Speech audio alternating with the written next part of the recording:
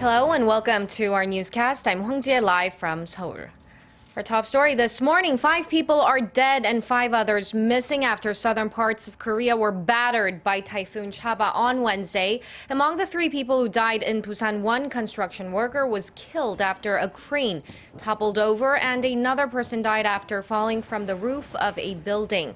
2 others died in the city of Ulsan, which was also slammed with torrential rain and strong winds. The General Insurance Association of Korea says the typhoon caused more than $9 million in damages.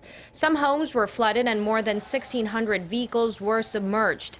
Around 230,000 homes suffered power outages and dozens of cultural properties were damaged.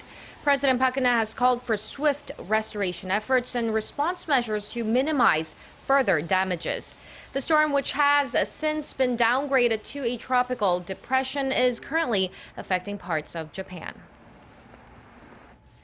South Korea and the European Union have vowed to work together in all aspects to end North Korea's nuclear program. At a conference held in Brussels Wednesday, Seoul's Foreign Minister Yoon Byung-se and the EU's Foreign Policy Chief Federica Mogherini agreed that North Korea's recent nuclear test highlighted the urgency of the regime's nuclear issue. They also pledged to cooperate in efforts to adopt a stronger UN Security Council sanctions and implement them thoroughly. Minister Yoon expressed his appreciation for the EU's efforts regarding North Korea's provocations and asked for support for more thorough sanctions and diplomatic pressure. In return, Mogherini promised to actively consider specific measures targeting Pyongyang's nuclear capabilities. A local research team is close to completing whole genome sequencing of a Korean individual, opening up the door for developing new medicine that's suitable for Koreans. Whole genome sequencing refers to all the relevant genetic information that affects breeding and the survival activities of human beings. The research team is composed of a domestic biotechnology company, Macrogen, and another team from the College of Medicine of Seoul National University. The team published their research in Nature, an international weekly journal of science. The journal highly assessed the research, saying it provides the most perfect standard of genome sequencing among those that currently exist.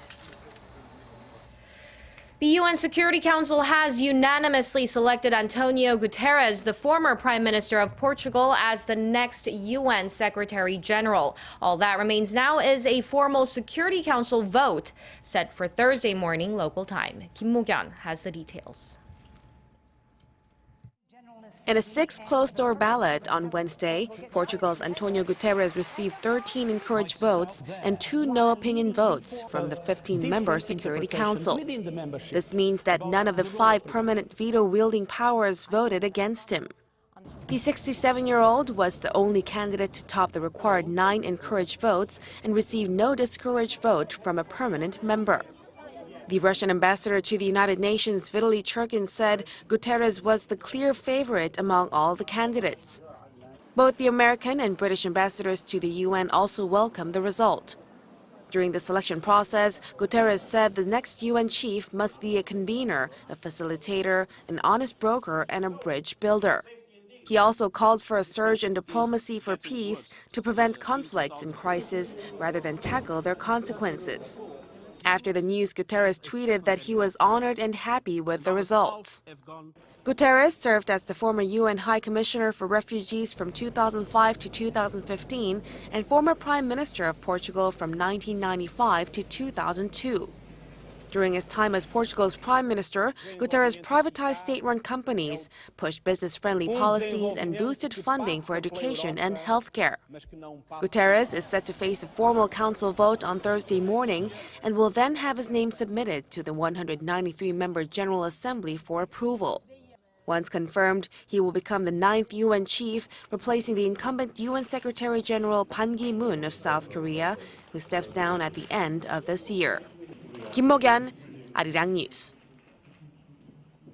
In the latest sign of their deteriorating relations, Russia says it's halting cooperation with the United States in the nuclear energy sector. A suspension decree signed by Prime Minister Dmitry Medvedev was posted on the Russian government's website on Wednesday. It explained the decree was a countermeasure to Washington's violation of their agreement after the U.S. imposed sanctions on Russia for its role in the Ukraine conflict. The deal signed 3 years ago was aimed at jointly developing nuclear energy for peaceful purposes. The U.S. State Department says it has not received notification of the suspension, but would regret Moscow's decision to scrap cooperation on what it believes is a very important issue.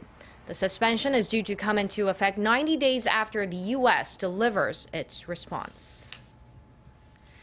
And that wraps it up for now. Do join us again at 10 a.m. Korea time for more news updates with Mark Broom, and goodbye for now.